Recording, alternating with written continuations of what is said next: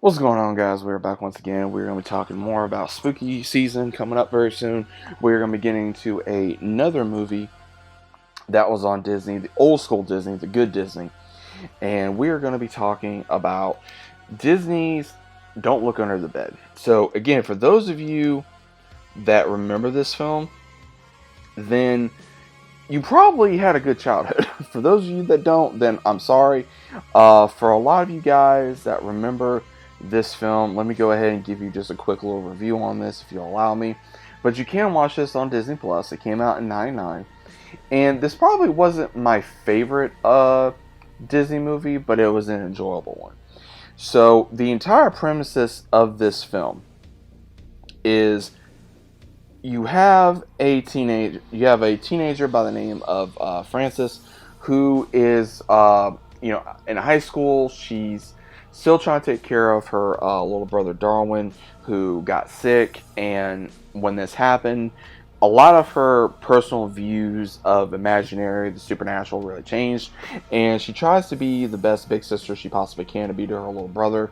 And then along the lines of craziness that's going on around the neighborhood, we have this boogeyman that starts different pranks and things around the neighborhood, and she becomes the center of it, and she's trying to figure out why.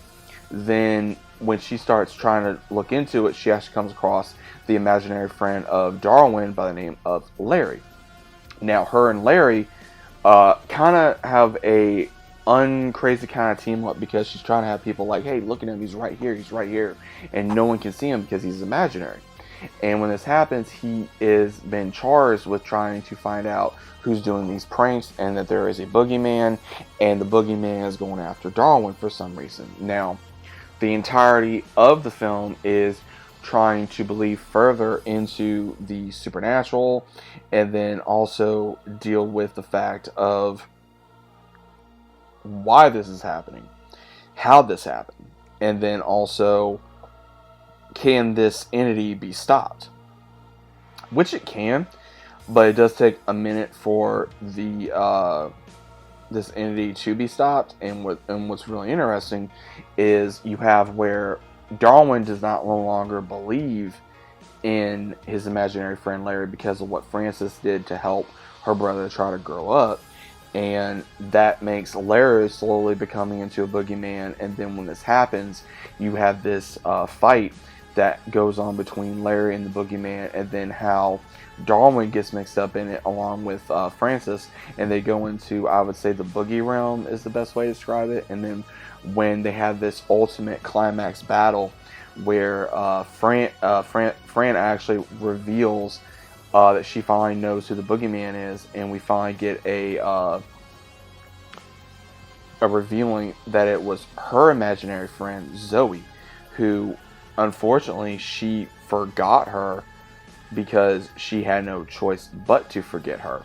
And when this happened, you see where she finally realizes that it was Zoe all along, because of her forgetting her, that she became a boogeyman.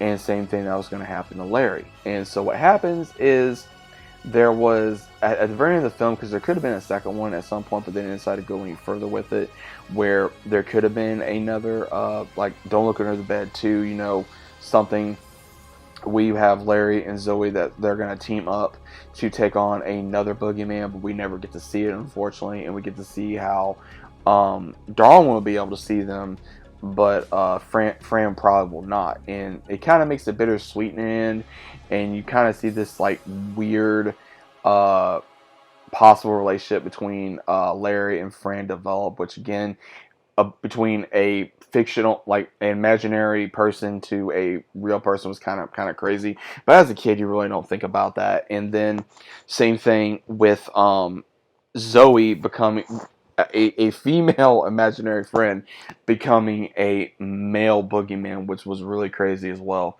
So some of the stuff that they kind of came up with was kind of silly, but when you're a kid, you're really not thinking about that. But either way, it is a very fun film.